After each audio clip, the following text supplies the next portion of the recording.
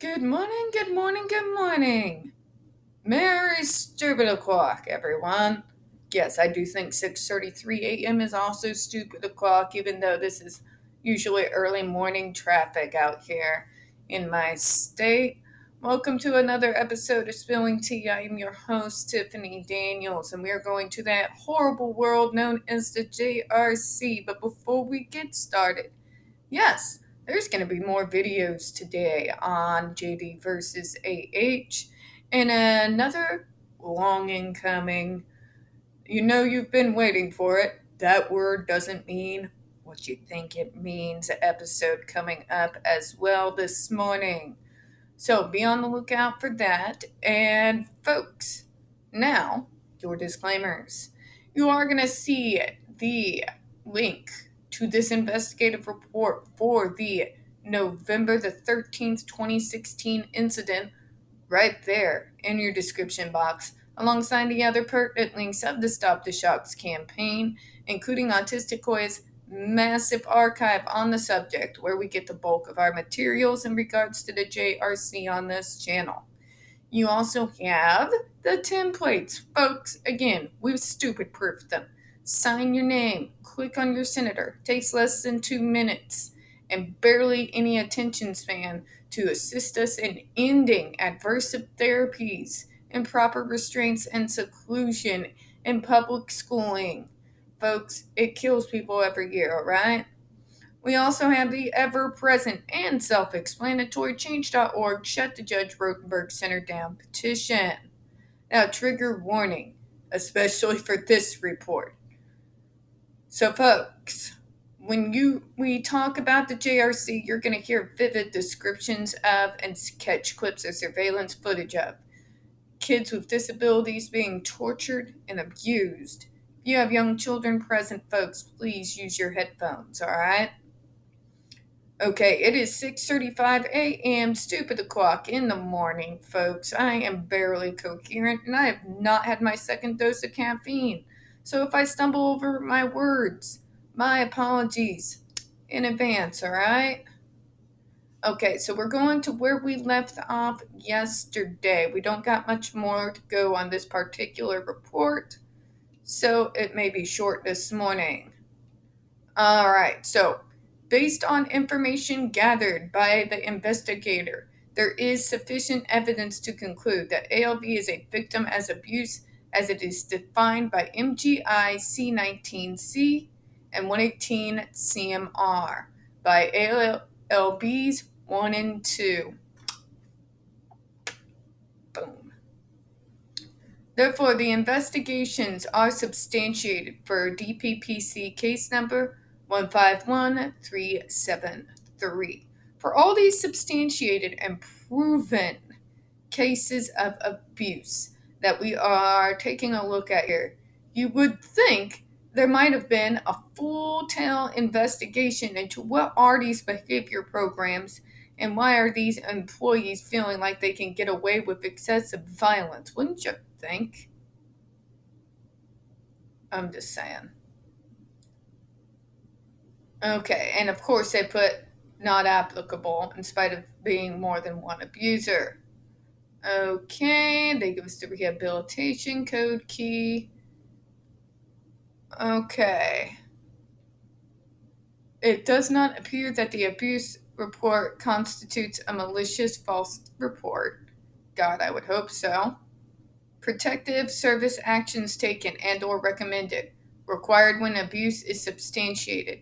The agency providing protective services to the ALV should ensure that the ALV is provided with access to trauma-informed therapeutic supports that are appropriate to ALV's individual situation and needs.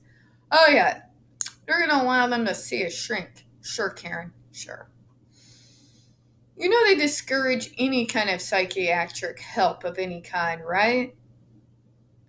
Because why? Because bringing in an outside force would expose them for the bastards they actually are.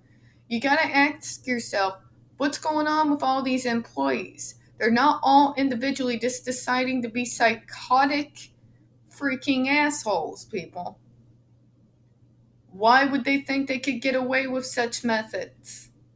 It's simple because they are already in a culture that excuses abuse and torture. Okay?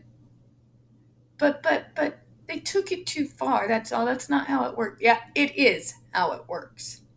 Their behavioral programs is the stuff of nightmares, and it is condemned by psychiatrists and psychologists all over the world. All over the world. The JRC continues to tell you, but they're the worst of the worst. But guess what?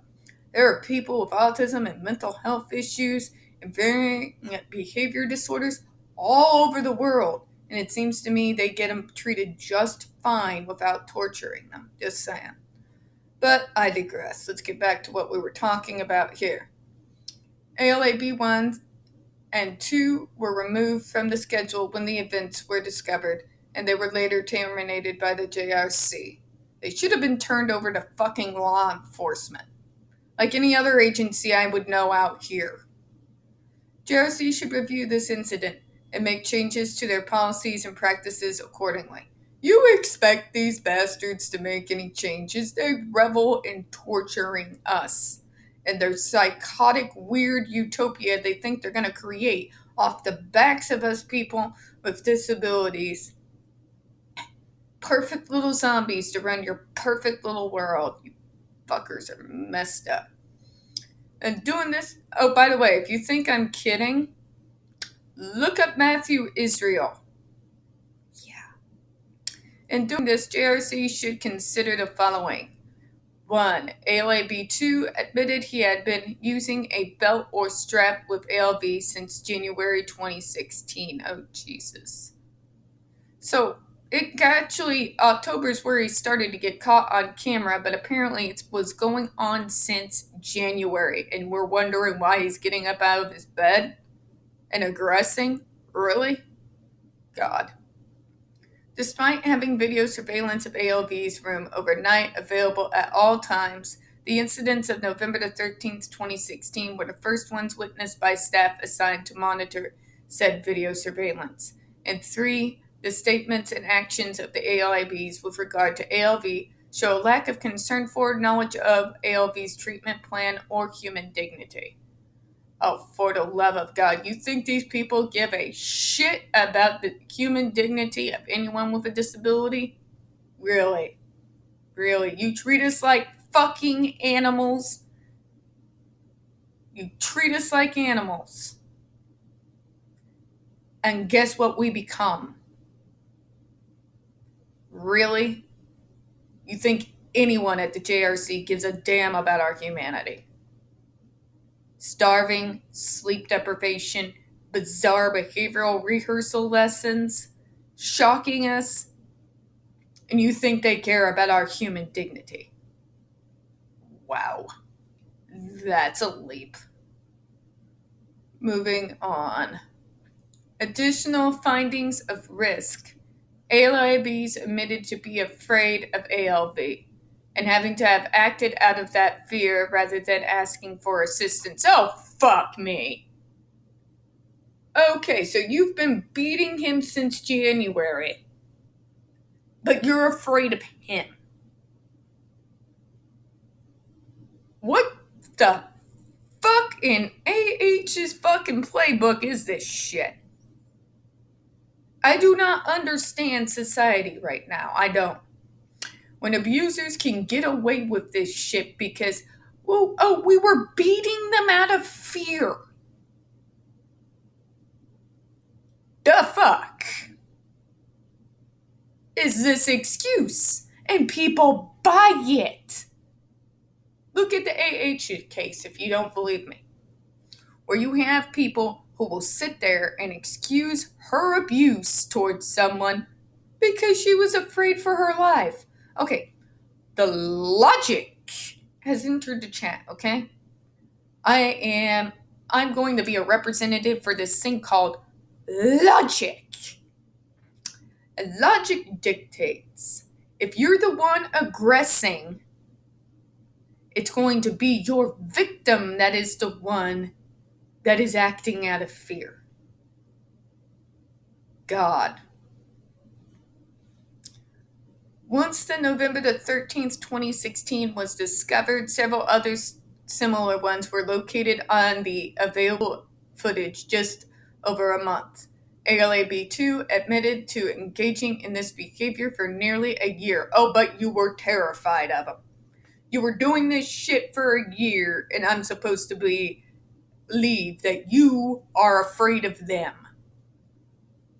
Yet until November the 13th, 2016 was not discovered by the staff assigned to monitor video surveillance.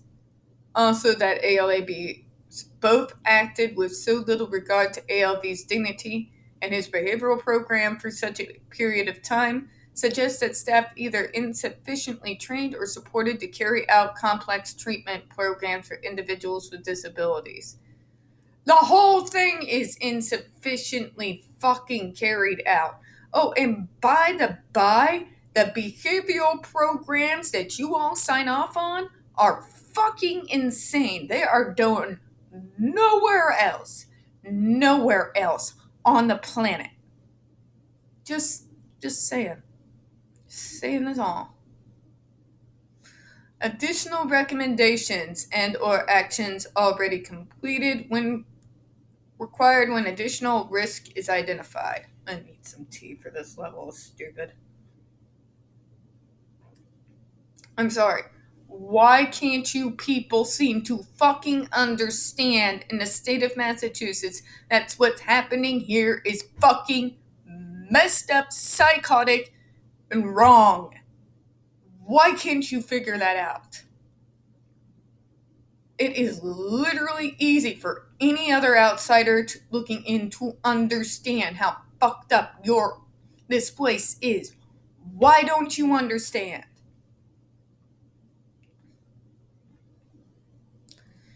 But your human dignity and all of that is respect. No, it's not. They treat us like fucking animals, and you wonder why we aggress when we come there? Because if you treat someone like an animal long enough, what do you think we become?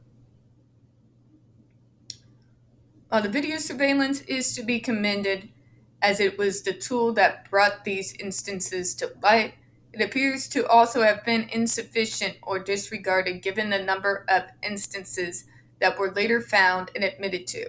JRC should review and revise this system to ensure the best protections for students and staff. How many abuse incidents have to occur for you all to fucking get it? They're not going to change shit. They don't give a damn about your regulations.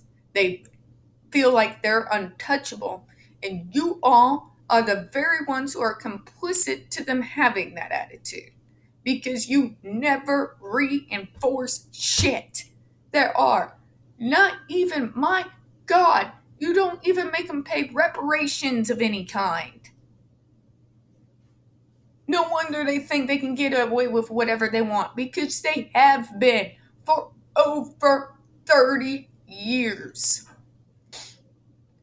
JRC should review that existing training and supports for staff, this incident in mind.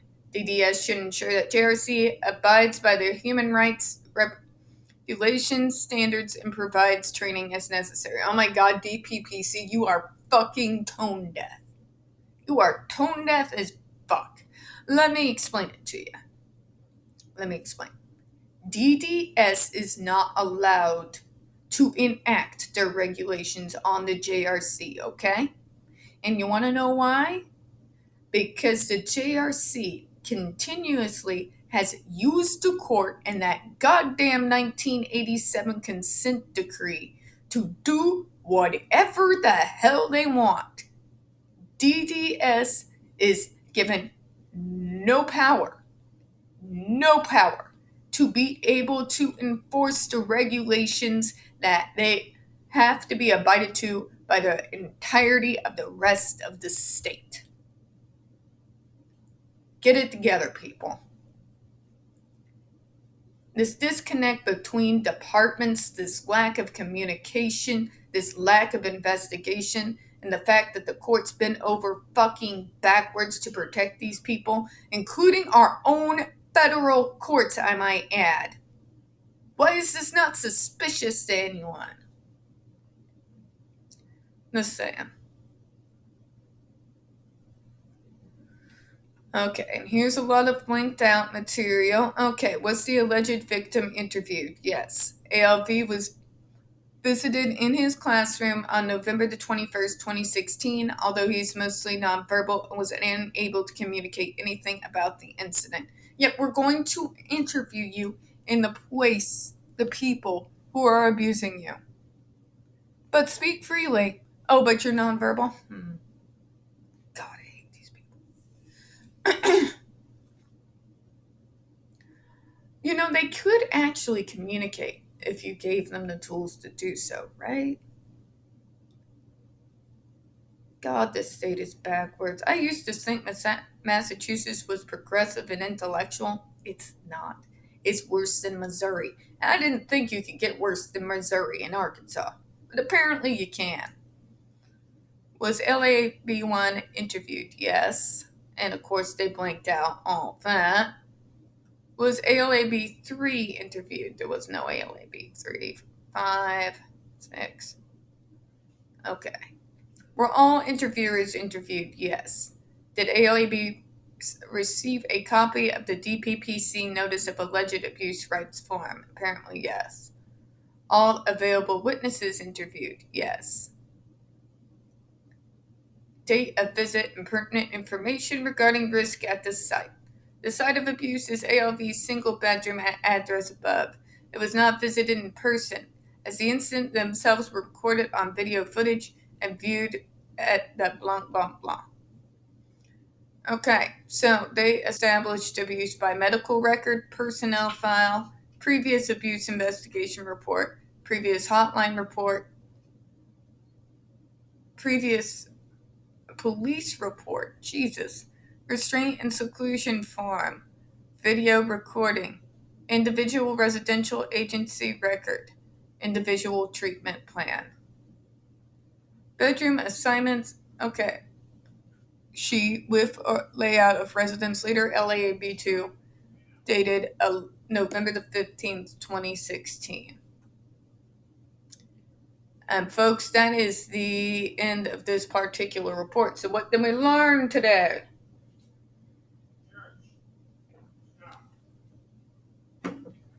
So what have we learned, ladies and gents? Well, we've learned quite a few things. There is apparently this complete lack of communication between DPPC, DDS, the courts, and the JRC. Because DPPC fully believes that the DDS has the complete authority to be able to regulate the JRC and get it in conformance with all the other operating, systems, all the other operating centers in the state. It does not. And why does it not? Because they have been using the JRC, the 1987 consent decree, to literally get away with murder, as well as horrific, inhumane torture and abuse, calling it behavioral programs and medicine for over 30 years. And they have never fucking progressed. Not once. There has not been a newly introduced positive program into the JRC at all in over 30 years. The courts, including our federal courts, bent over backwards to protect these people. So the DPPC, as long as DDS's hands are tied, they are not going to be able to do anything to make these incidents of abuse stop. And on those dark notes, I'm going to go ahead and close out for this morning.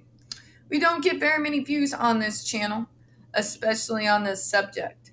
The few that we do get do tend to get removed from time to time. So folks, please don't forget to hit that like button, hit subscribe, don't forget to hit the comments, and feed that algorithm. I do appreciate your time this morning. And as always, we here at Spilling Tea hope you have a good one. Bye-bye.